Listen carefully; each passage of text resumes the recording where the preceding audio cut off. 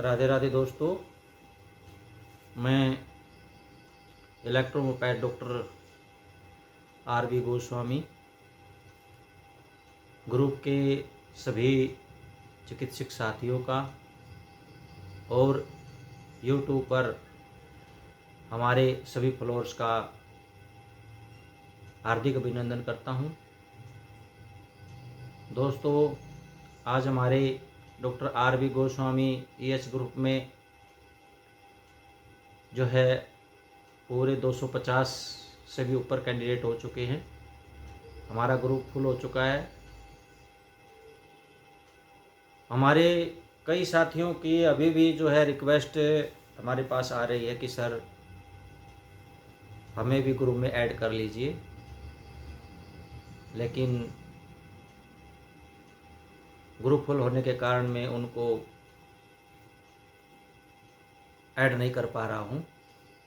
इसके लिए मुझे खेद व्यक्त करता हूँ। और साथियों, दूसरा ग्रुप में अभी जो है बनाना नहीं चाहता, क्योंकि इस ग्रुप से ही मैं बहुत ज़्यादा व्यस्त रहता हूँ।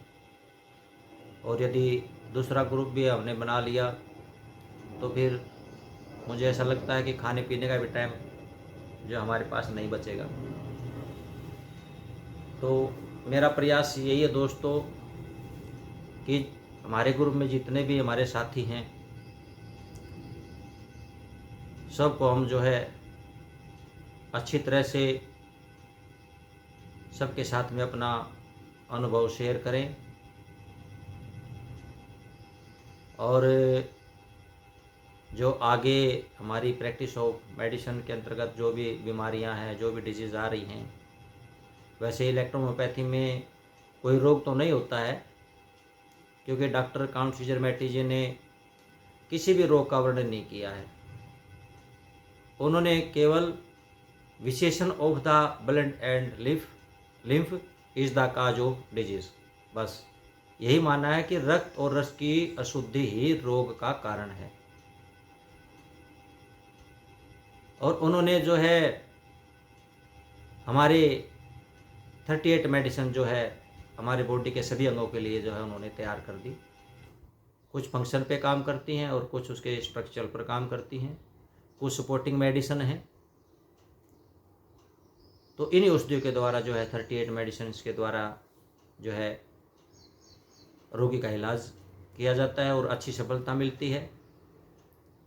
बस ज़रूरत है तो केवल इन 38 मेडिसिन को समझने की। साथियों, हमने इस ग्रुप में शुरुआत में कुछ जो वीडियो थी 8-10 वीडियो 10-12 वीडियो लगभग हमने एनाटॉमी पे बनाई थी और उसमें समझाने का प्रयास किया था कि हमारे शरीर की रचना क्या है। उसके पश्चात में फिर हमने 38 मेडिसिन जो है उसके ऊपर भी जो है एक एक मेडिसिन के ऊपर जो हमने विस्तार से जो है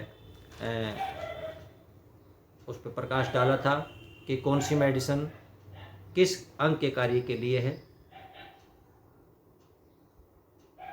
और अब तीसरे इस चरण में प्रैक्टिस ऑफ मेडिसिन के अंतर्गत जो है आज हम वेरियस डिजीज के ऊपर जो है चर्चा कर रहे हैं।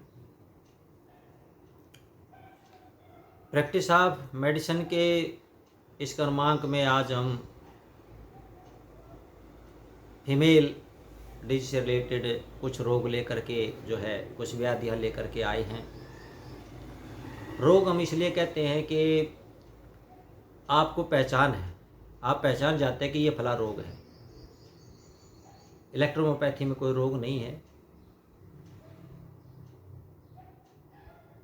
तो आज हम जो है इस क्रम के अंतर्गत जो है फीमेल की डिजीज हमने ली हुई है उनके ऊपर बातचीत करेंगे, क्योंकि हमारे कई डॉक्टर है जो लेडीज़ डॉक्टर है उनकी रिक्वेस्ट थी कि सर कुछ जो है फीमेल डिजीज़ के ऊपर भी जो है ना आप हमें लेक्चर सुनाएं। तो पिछले वीडियो में जैसे हमने आपको बताया था एंडोमेट्रियोसिस रोग के ऊपर चर्चा की थी। आज उसी क्रम में हम जो है मेनोरेजिया डिजीज के ऊपर चर्चा करेंगे। मेनोरेजिया क्या है दोस्तों?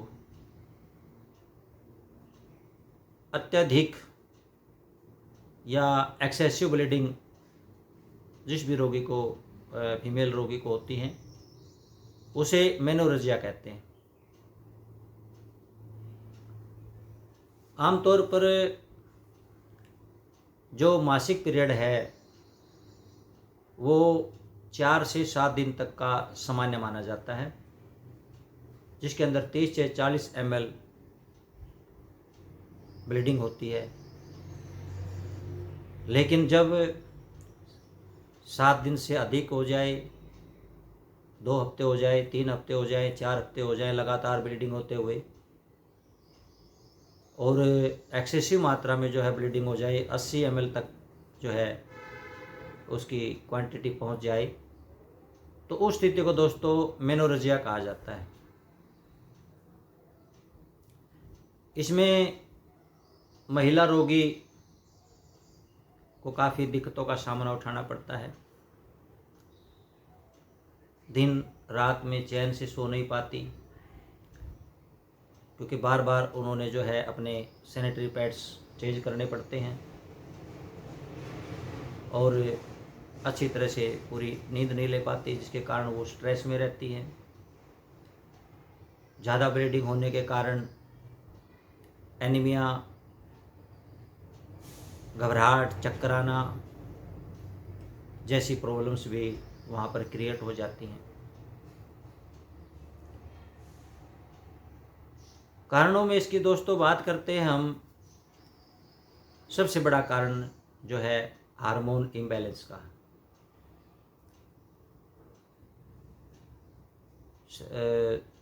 एस्ट्रोजन और प्रोजेस्टेरोन, ये 2 हार्मोन जो फीमेल में बनते हैं,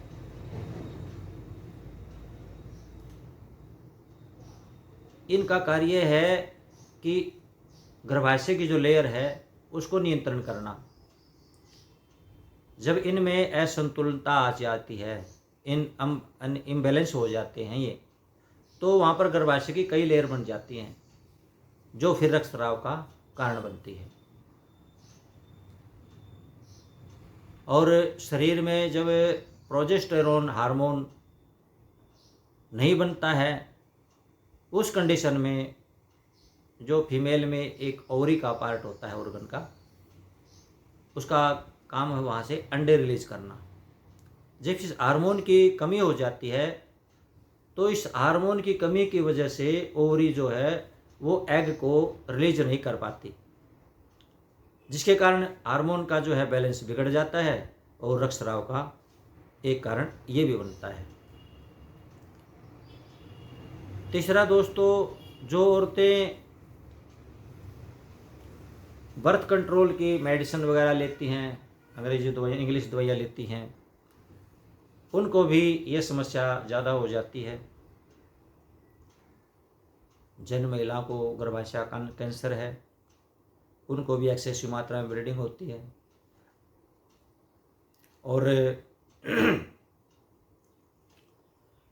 जो प्रेग्नेंट होती हैं, किसी कारणवश जब कोई उनकी प्रेगनेंसी में समस्या आ जाती है, तो वहाँ पर भी जो है एक्सेसिव ब्लीडिंग होने लगती है। जो औरतें ज़्यादा मोटी होती हैं, उनकी बॉडी में जो है फैटी ब्लड हो जाता है, जिसके कारण एस्ट्रोजन का निर्माण बहुत ज़्यादा होने लगता है, और ये भी एक कारण जो है दोस्तों ब्लीडिंग का बनता है। साथियों, यहाँ पर मैं थोड़ा सा एक क्लियर स्थिति जो उसको क्लियर करना चाहता हूँ। ट्रीटमेंट के बाद में बात करेंगे। मेनोरेजिया और मेट्रोरेजिया, ये दोनों एक जैसे ही इनके सिम्टम्स मिल रहे हैं।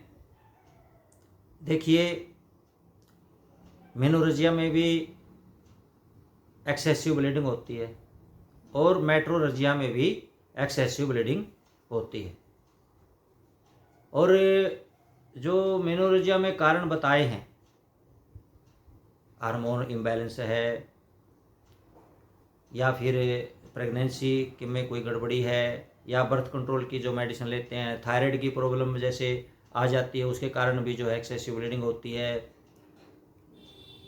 या फिर जो फैट्स जिनके ब्लड में ज़्यादा होती हैं उसमें हार्मोन जो है वो ज़्यादा मात्रा में जो है होने लगते हैं, तो उस स्थिति में भी जो है रक्तस्राव जो है ज़्यादा होता है।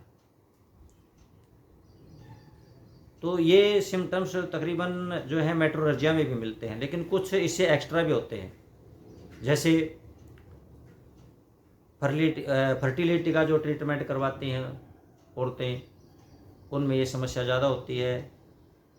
यूट्रीन की सूजन, सर्वाइकल की सूजन, वेजाइनल या पेल्विक की सूजन है, उसके कारण भी जो है एक्सेसिव मात्रा में जो है ब्लीडिंग आती है। और डिजीज है जैसे पीसीओएस है, पोलिप है, ओरियन सिस्ट है या फिब्रोइड सिस्ट वगैरह बन जाती हैं। इसके कारण भी जो है अधिक मात्रा में जो है रक्तस्राव होता है। तो दोस्तों, मेट्रोरेजिया और मेनोरेजिया में तकरीबन सिम्टम्स समान से ही हैं, कुछ कारण अलग हो सकते हैं।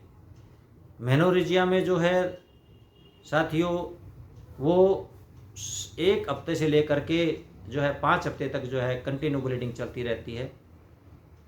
मेट्रोरेजिया में जो नॉर्मल सामान्य पीरियड काल होता है, जो चक्कर होता है, साइकिल होता है, मासिक चक्कर जो होता है वो 4 से 7 दिन तक का होता है। इसमें 4 से 7 दिन तक ही जो है ये चक्कर चलता है, लेकिन इसमें जो ब्लीडिंग है वो बहुत अधिक मात्रा में निकलती है। और इसके अंदर जो है अनियमित जो है चक्कर हो जाता है, कभी 2 हफ्ते में दोबारा से फिर मासिक आ गया, कभी 3 हफ्ते बाद आ गया। तो इस तरह से जो है ये अनियमित इरेगुलर जो है मेंस्ट्रुअल सर्कल बन जाता है। मेट्रोरेजिया में यही डिफरेंस है, बाकी जो उसके कारण मेनोरेजिया में है वही इसी के अंदर है। ट्रीटमेंट साथियों दोनों का सेम है। अब ट्रीटमेंट की बात करते हैं, ईएचटी में हम क्या दे सकते हैं। ईएचटी यानी कि इलेक्ट्रोहोम्योपैथिक ट्रीटमेंट। तो ईएचटी में हम क्या दे सकते हैं दोस्तों, देखिए हमने अपने जो बेसिक कुछ दवाइयाँ हमने फार्मूले जो बनाए हैं अपने कंपोजिशन, उनको तो भूलना ही मत आप।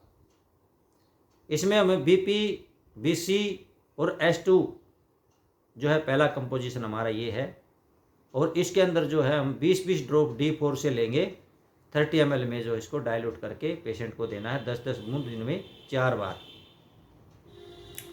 बीपी आप सब जानते हैं दोस्तों, मेटाबॉलिज्म सिस्टम की मेडिसिन भी है, रस और रक्त की शुद्धि भी करती है, डाइजेशन जो है उसको स्ट्रॉन्ग बनाती है, मेटाबॉलिक को फास्ट बनाती है।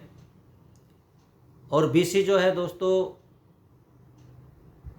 किसी प्रकार की बॉडी में कोई पेन है, अब इस तरह की जो मेंसेस प्रॉब्लम है तो उसमें तकलीफ़ तो होती है पेशेंट को, तो वहाँ पर जो हमने ये बीसी का उपयोग किया है।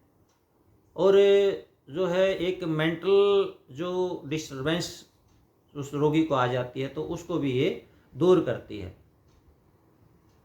S2 जो है हमारे जो है ब्लड के अंदर जो टॉक्सिन बढ़ गए हैं उस टॉक्सिन को बाहर ये निकालेगी, इसलिए यहाँ पर हमने S2 का प्रयोग किया है।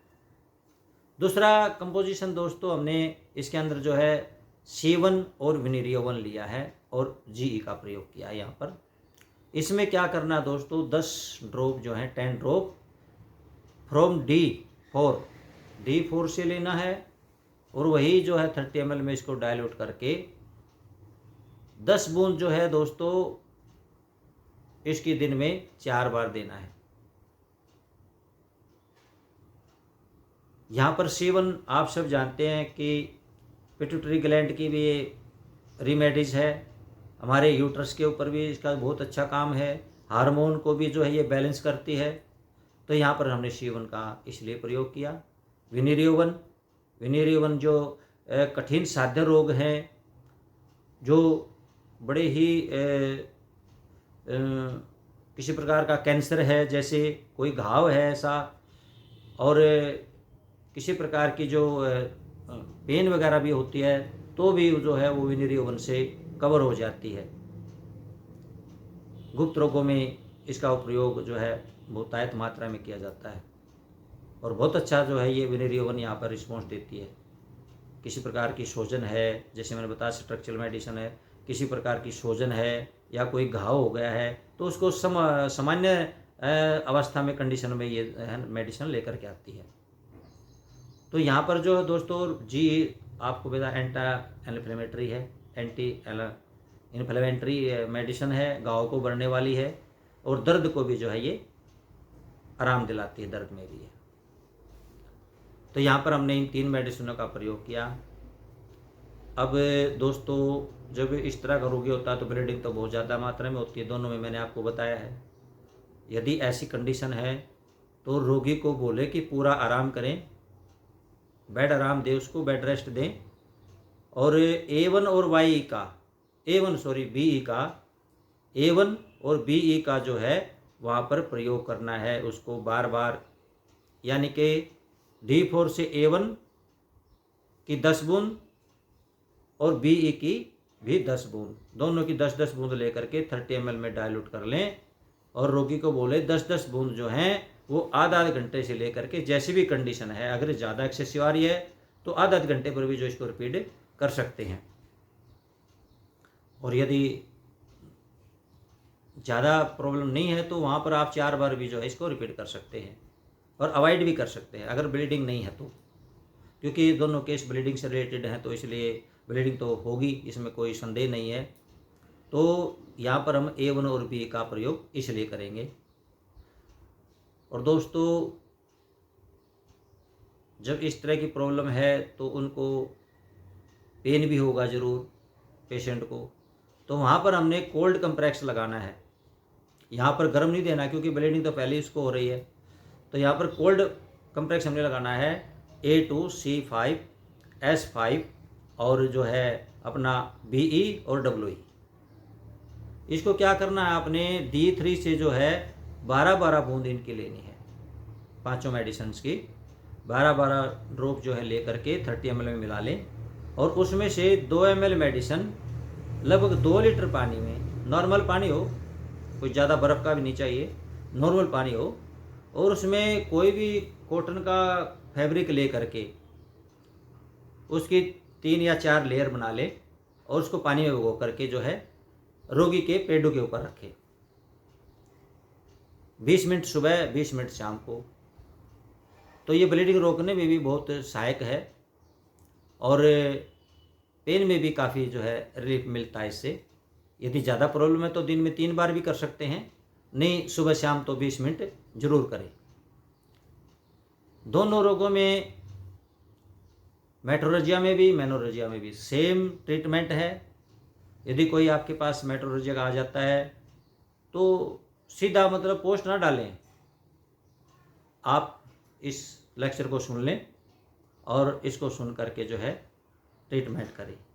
जितना सरलता से, जितना खुल करके ये मेडिसिन हमने क्यों यहाँ पर दी है, जितना इसके अंदर बताया जाता है पोस्ट में उतना नहीं बताया जाता। पोस्ट आपने डाल दी, उसका हमने जवाब लिख दिया, और जवाब यही ट्रीटमेंट होता है जो हम इसमें लिख रहे हैं, वही उसमें ट्रीटमेंट होता है, कोई डिफरेंस नहीं है। अच्छा होगा कि आप वीडियो को देखें, आपको समझ में आए, और उसके बाद आप ट्रीटमेंट करें।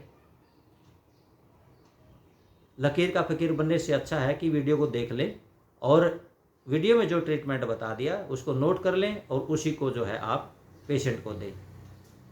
यदि उसके बाद कोई प्रॉब्लम आती है तो आप सहायता ले सकते हैं, कोई प्रॉब्लम नहीं है। बाकी पहले आप वहाँ से ट्रीटमेंट का शुरू करें। कम से कम आपको इतना तो जो है हाथ में जो है सामग्री हाथ में लग गई है कि हम उसका ट्रीटमेंट कर सकते हैं। और मेरे जो है सभी अपने ग्रुप के साथियों से एक रिक्वेस्ट है कि जो वीडियो जिस रोग पर वीडियो बन चुकी है, कृपया करके उससे संबंधित जो है पोस्ट आप ना डालें, क्योंकि आप वीडियो लेक्चर को देखने का कष्ट ही नहीं उठा रहे हैं और सीधा जो है उस रोग से संबंधित जो है पोस्ट डाल देते हैं। तो साथियों, आप जिसकी वीडियो बन चुकी है, कृपया करके उससे रिलेटेड जो है आप ट्रीटमेंट ना पूछें। हाँ, यदि आपको उसके देने के बावजूद भी कोई दिक्कत आती है तो आप मुझसे सहायता ले सकते हैं, मैं उसके लिए तैयार बैठा हूँ। लेकिन ऐसे नहीं कि आप वीडियो ना देखो और सीधी पोस्ट डाल दो और वो बताओ जी इसका क्या दें, हम ट्रीटमेंट बताओ, ऐसे नहीं। तो उम्मीद करता हूँ कि हमारे सभी साथी जो हैं वो इस बात को समझेंगे। और वीडियो आज भी कुछ लंबा हो गया है। अब मैं किसी से ये नहीं कहूँगा कि आप हमारे ग्रुप को ज्वाइन कर लें, क्योंकि ग्रुप पहले ही खुल चुका है और अभी भी 8-10 जो हैं वो व्हाट्सएप ग्रुप में अभी वेटिंग में हैं। कौन इनमें साथी छोड़ कर जाए, उसकी जगह उनको हम एडजस्ट करें। तो साथियों, वीडियो को अच्छी तरह से देखें, समझें, सुने उसको। पहले उसके सुनो, 2 बार सुनो, 3 बार सुनो उसको एक बार। इतनी इजीली भाषा में, इतनी इजीली सरल लैंग्वेज में जो है कोई भी डॉक्टर आपको नहीं बता पाएगा। इतने बड़े बड़े वेबिनार बना रहे हैं, 3-3 दिन में जो है आपको कंप्लीट जो है चिकित्सा पद्धति का जो ज्ञान देने का दावा कर रहे हैं।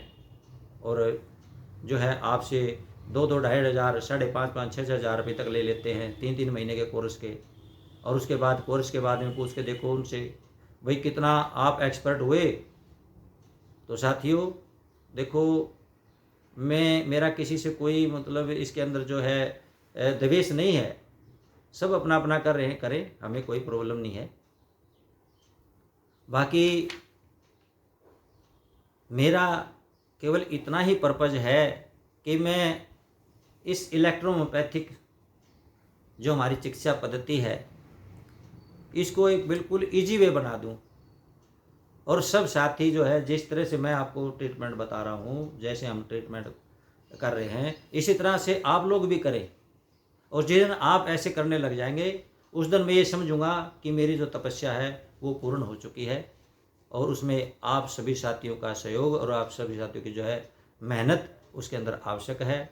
आप वीडियो में आपके लिए ही जो है लेक्चर आपको सुनाता हूँ, सुनने के लिए सुनाता हूँ। अब मैं आपके सामने बोलता रहूँ और आपको सुनेंगे तो उसका कोई फ़ायदा आपको नहीं मिलेगा।